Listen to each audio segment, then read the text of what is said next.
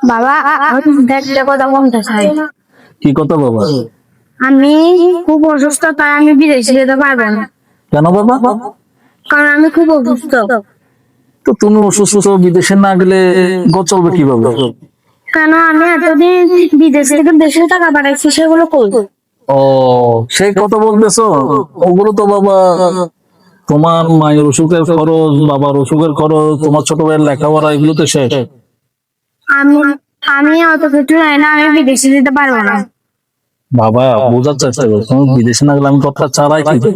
আমি দেশে থেকে একটা ব্যবসা করবো। ব্যবসা করবো বাবা, কিন্তু ব্যবসা করবে যে ব্যবসার টাকাটা কোথায়, সেটা তো বাবা খরচ করে ফেলছি। আমি এত কিছু জানি না, আমার টাকা দাও। টাকা তো চাইলে আর দেওয়া যায় না, টাকা সব খরচ করে ফেলছি বললাম না। তোমরা তো সেটা বুঝবে না। আমরা প্রবাসীরা বিদেশে থেকে কত কষ্ট করে টাকা কামাই, কিন্তু তোমরা দেশে থেকে তা বুঝবে না। বাবা বুঝবো না সেটা ভুল কথা, আমরা বুঝি সবে, কিন্তু কি করব বাবা? আমি অত কিছু জানি না, আমার টাকা দাও, আমি বিদেশে যেতে পারবো না। তুমি টাকা টাকা করলে তো হবে না। তুমি টাকা চাইলে আমি তোমাকে আমার জায়গা সম্পত্তি ভাগে দিব না। তোমার জায়গা সম্পত্তি ভাগ আমার থেকে লাগতেছে না, শুধু আমার টাকাটা দাও। যাও, টাকা দিতে পারবো না আমি।